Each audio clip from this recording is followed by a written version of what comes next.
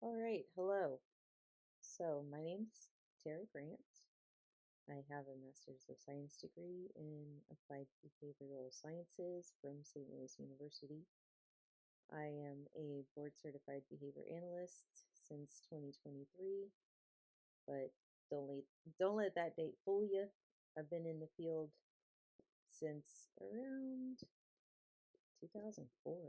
I started working with kiddos with autism and started earning my bachelor's way back then. Okay, so um I'm trying something new today.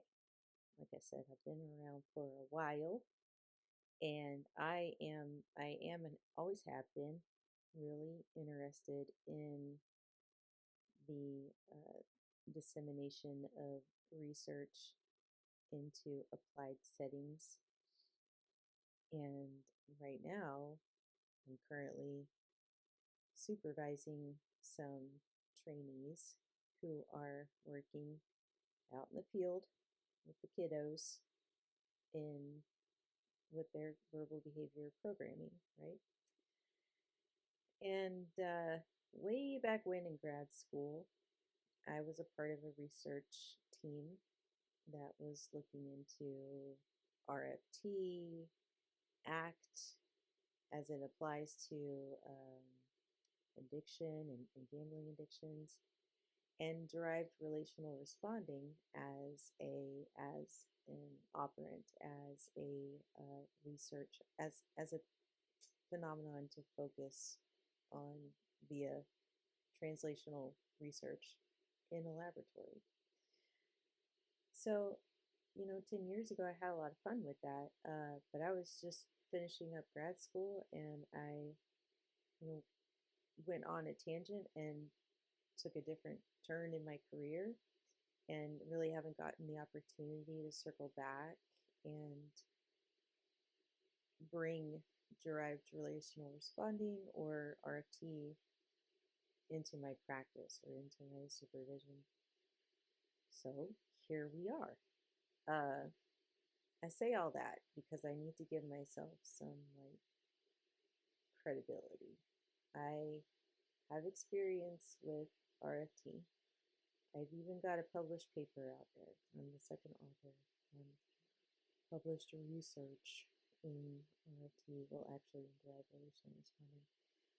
But I say that because I'm trying something new with ChatGPT and AI.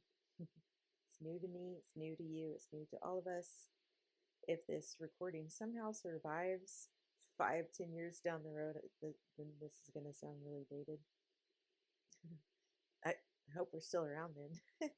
Anyways, um, so this presentation is simply this article written by Ming and Associates, um, fed into ChatGPT, turned into some slides, turned into a presenter's script, and turned into some guided notes that I could share with folks who are interested in getting an introduction into how to integrate RFT into verbal behavior training within the early intervention context. I love how niched down this paper is, and I'm really excited about what this research team has been doing. Ming, Stewart, and McElwee. Uh, they have a whole website that I've been exploring for the past couple weeks. And yeah, I'm gonna just dive right into what this article entails. So, if you're watching this presentation, you've got some guided notes to use to follow along.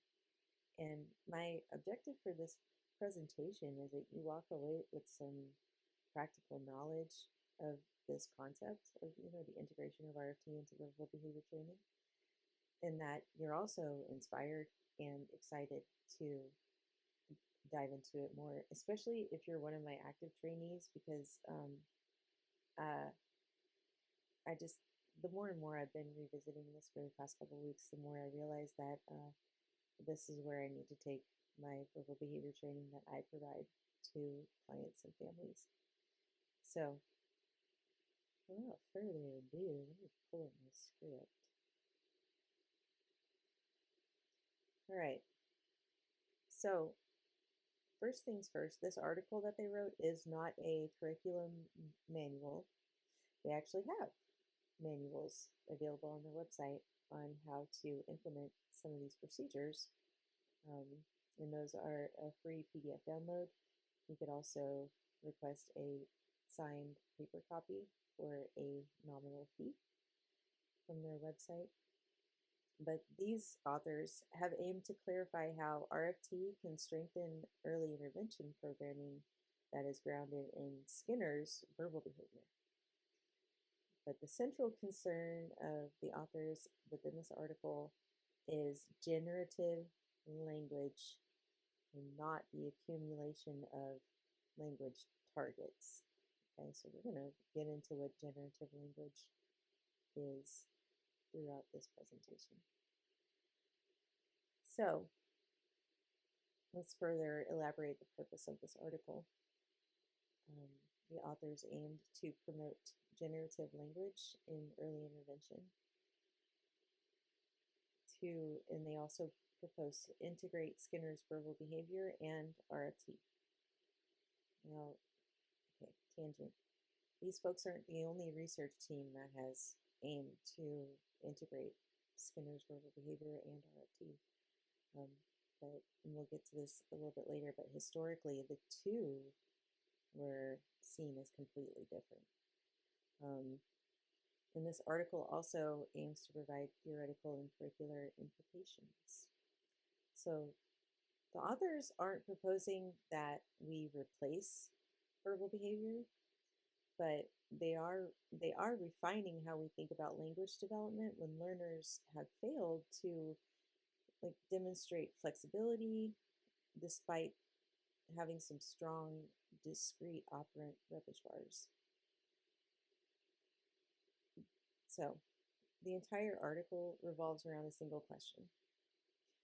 Why do some learners acquire many verbal operants but fail to derive new relations? So they also go into some historical foundations in ABA. The authors review early social communication research in the 60s through the 80s, comprehensive EIBI models, progressive DTT, and the emergence of applied verbal behavior.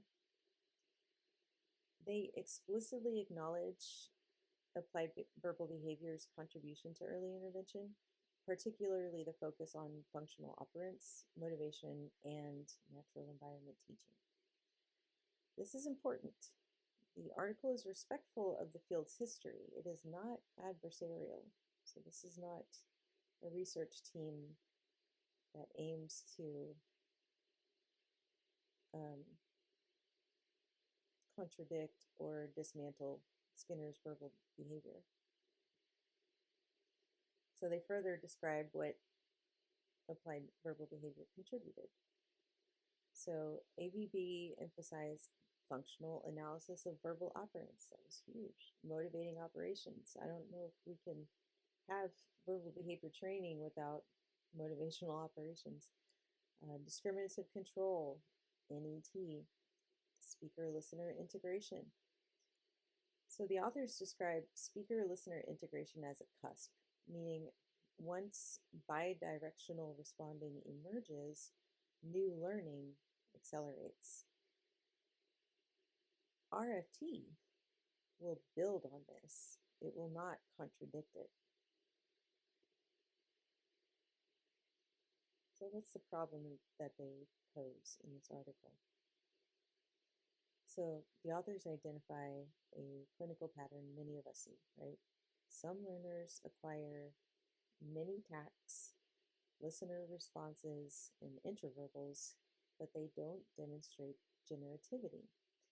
They don't derive novel relations, and they show rigid verbal responding. So this right there is the pivot point where RFT becomes relevant. And tangent, this, when I observed that one of my clients was engaging in failing to generate novel relations and had rigid responding, and the kiddo could script, but could not engage in simple conversational exchanges. That's when I was prompted to go back to the RFT literature, because this is where RFT becomes relevant. Okay, so you might be asking, what is generative language? And the authors of this article will walk you through that. So to clarify, generative language is not stimulus generalization. It's not a recombination of known elements, and it's not observational learning. One thing that all three of those concepts have in common is that there is some direct training involved in all three of those. Generative language is defined as producing and understanding completely novel utterances. And this distinction matters clinically. A child answering trained intraverbal fill-ins is not necessarily demonstrating generativity. True generativity requires relational responding beyond direct teaching history. Okay? RFT's central claim is that it proposes that language is arbitrarily applicable relational responding, or AARR. I don't know how that's pronounced.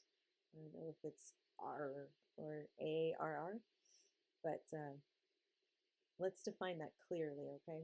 Relational responding is equal to responding to relations between stimuli, okay? Arbitrarily say that 5 times fast. Arbitrarily applicable is equal to the relation is based on contextual cues and not physical properties. So for example, a dime is worth more than a nickel despite it being physically smaller. So we've learned through arbitrarily applicable relational responding that dimes are worth more than nickels, okay? And we'll get to why and how in this presentation. So relational framing is learned, it's contextually controlled, and it strengthens through multiple exemplars. This right here is the behavioral account of language generativity. So let's look at NAR versus R. Non-arbitrary relational responding is relations that are based on physical properties. So example, a larger cup holds more juice. Okay? Arbitrarily applicable relational responding is relations that are based on contextual cues. Gosh. For example, president is more powerful than governor. Language, human language, depends on AARR. In early intervention, if learners remain limited to NARR, abstraction and symbolic flexibility will stall.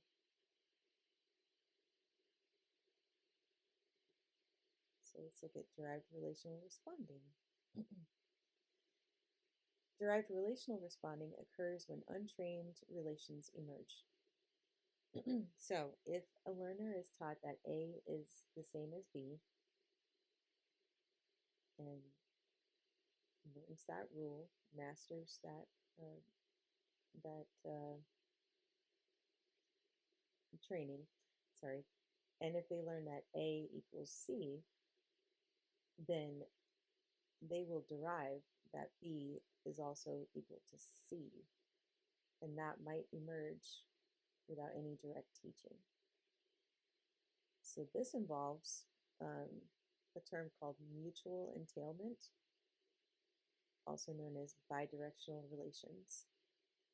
So if A equals B and B equals A, we refer to that as mutual entailment. This process also involves combinatorial entailment, so combining relations. So if A equals B and A equals C, then B equals C. All right, next, the authors go into an example of naming as early relational framing. So, naming involves bidirectional word referent relations. So, for example, when a child can tact dog when seeing a dog, and also select a dog when hearing the word dog without any direct listener training, the child is engaging in emergent bidirectionality of language. So the authors conceptualize naming as an early relational repertoire, essentially early coordination framing. If naming is weak, then relational expansion will also be weak.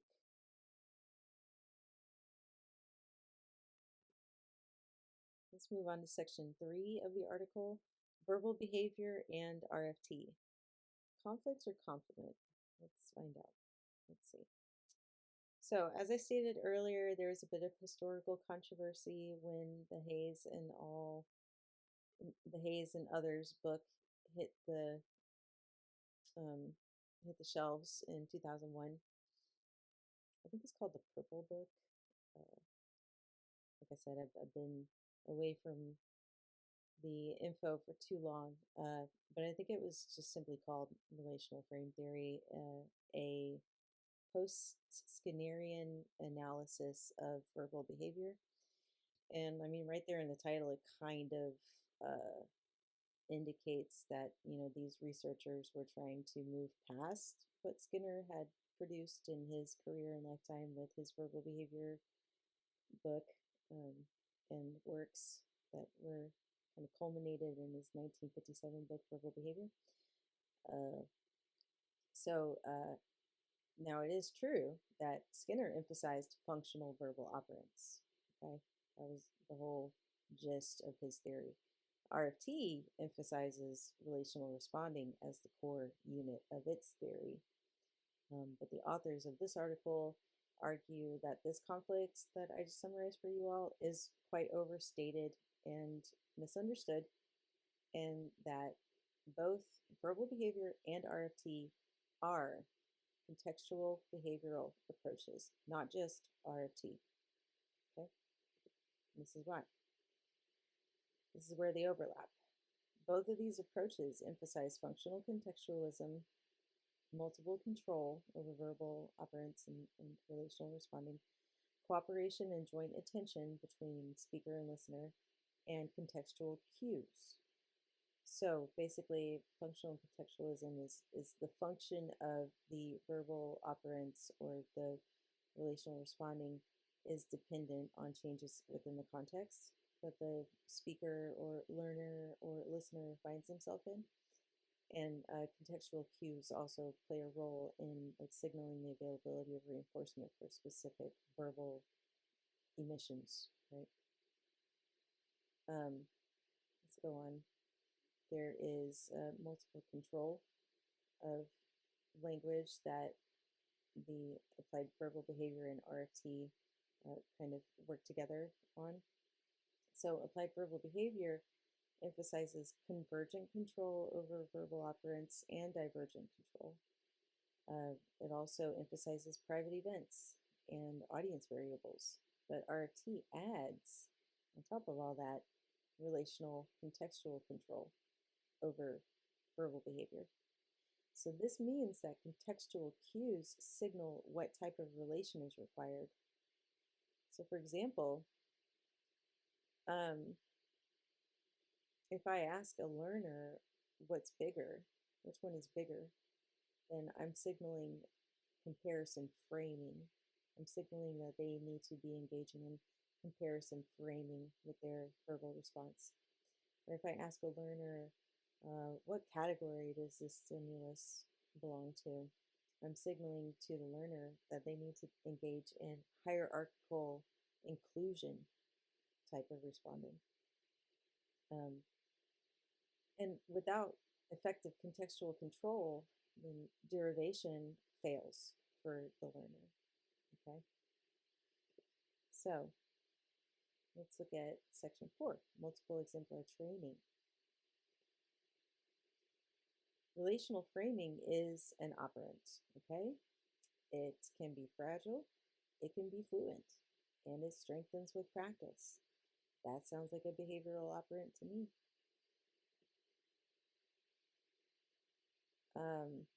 Oops, go ahead. So, sorry, relational framing is also an operant shaped through multiple exemplars, just like a lot of the learning that our clients engage in is strengthened by multiple exemplar training. So this reframes language instruction as strengthening relational operants versus increasing the verbal repertoire, of tasks, receptive, responding, and interverbals, et cetera, et cetera, et cetera. This reframes language instruction as strengthening relational operants. Okay, so multiple exemplar training in RFT. So multiple exemplar instruction builds relational repertoires through varied exemplars until the relational pattern abstracts. For example, teaching bigger than across animals, blocks, people, numbers, problems, I don't know, big problem, little problem training. The learner abstracts the relation and not just the stimuli. Okay. Multiple exemplar training in applied verbal behavior. So AVB already uses multiple exemplar training. We do that when we focus on text, listener coordination, when we use transfer procedures, transfer tact to transfer receptive to tact, sorry. Verbal modules and interverbal webbing. RFT simply provides a relational analysis of why these work and how to refine them when they fail, which is, seems like that would be hugely useful in practice, right? Let's look at section 5, equivalence and efficiency. Equivalence-based teaching. Teaching limited relations can actually produce derived tacting, derived listener responding, and derived interverbals. So when equivalence occurs, instructional efficiency increases, right? But without derivation, teaching remains linear and labor intensive. So for example, let's look at derived manding. So this article cites some research that demonstrates if picture and vocal responses are taught along with vocal and text responses are taught, then a third relation emerges where the text and mands are are mutually entailed, right? So this is transformation of function also across equivalence classes. Clinically, this reduces the need to directly teach every form. And the authors of this article cited some empirical support for this phenomenon, which would also be worth a thorough read.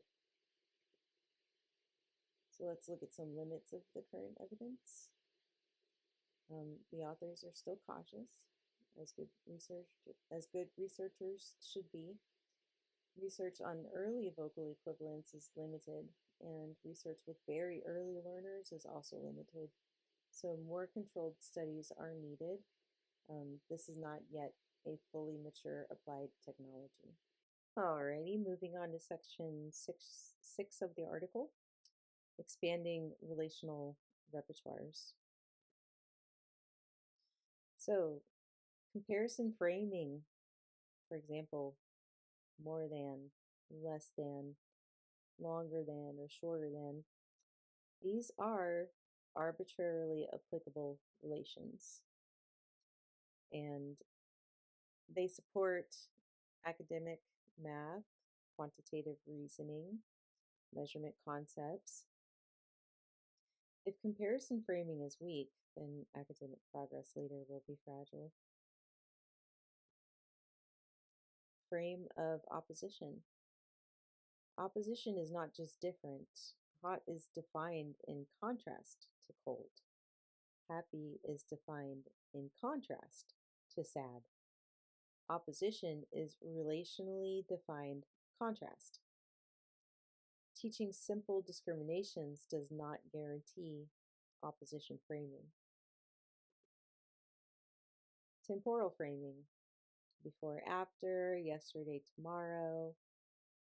Temporal framing supports narrative construction, planning, cause and effect reasoning. And you've probably seen that many learners can tact events, but they cannot derive temporal relations. So that is a relational deficit, not a vocabulary deficit. Spatial framing. In, on, under, left and right, little prepositions. This is clinically relevant for your learners struggling with prepositions. Strong vocabulary does not guarantee spatial relational fluency. Okay? Spatial framing must be strengthened through exemplars across contexts.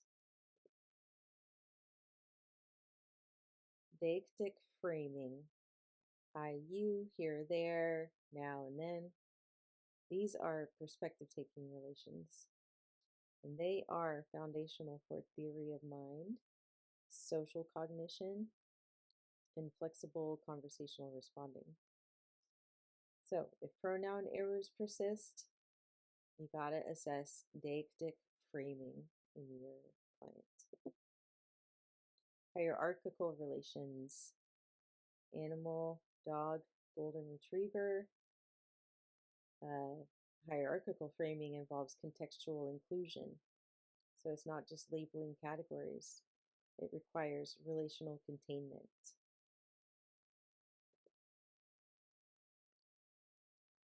Categorization as complex relational responding.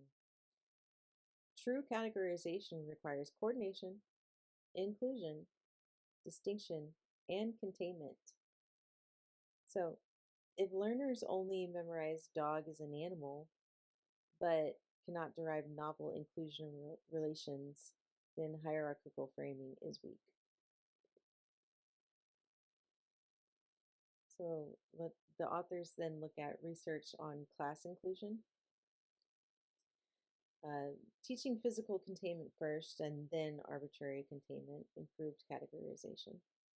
So this suggests sequencing matters in curriculum design. Let's look at section 7, curriculum implications.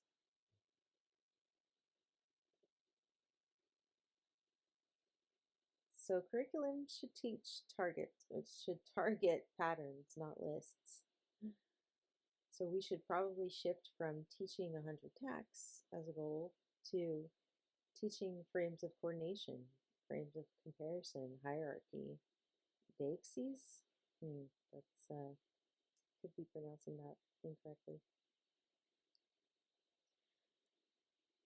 So then your clinical target becomes relational fluency and not item mastery.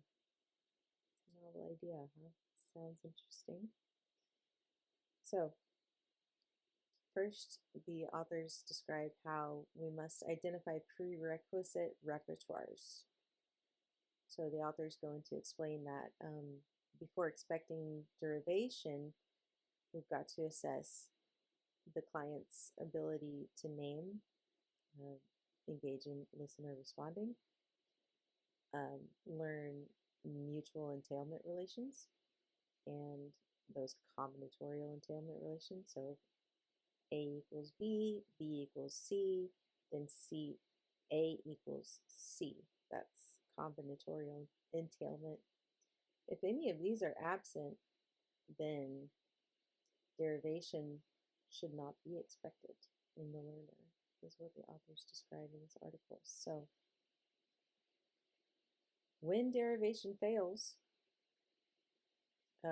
if a student cannot derive tact and listener relations and cannot derive interverbals, then directly target relational framing through systematic multiple exemplar training. Do not simply add more discrete targets to their programming, is what the authors encourage.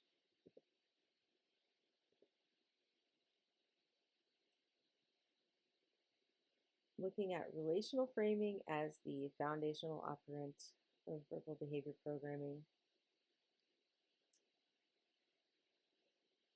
So, strengthening relational responding may improve flexibility in your learners' verbal behavior. It might improve fluency. It may improve academic responding, and it will support act-based flexibility later, also known as psychological flexibility,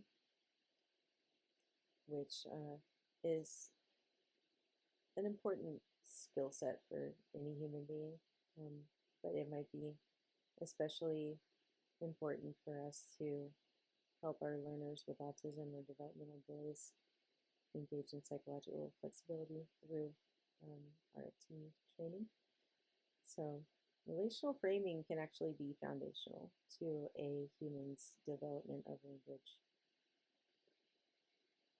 So let's look at this integration model that the authors proposed. So what applied verbal behavior does best? It analyzes motivation, it captures cooperation, and it's great at establishing functional operants. So this foundation remains essential to the development of human language, okay?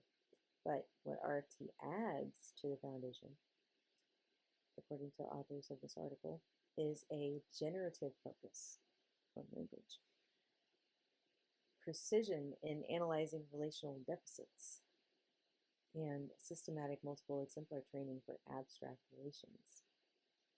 And it basically explains, it can explain why some learners stall in their progress in their verbal behavior programs.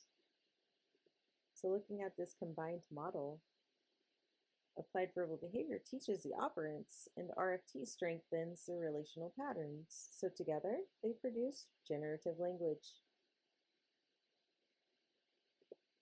So the conclusions in the article are as follows.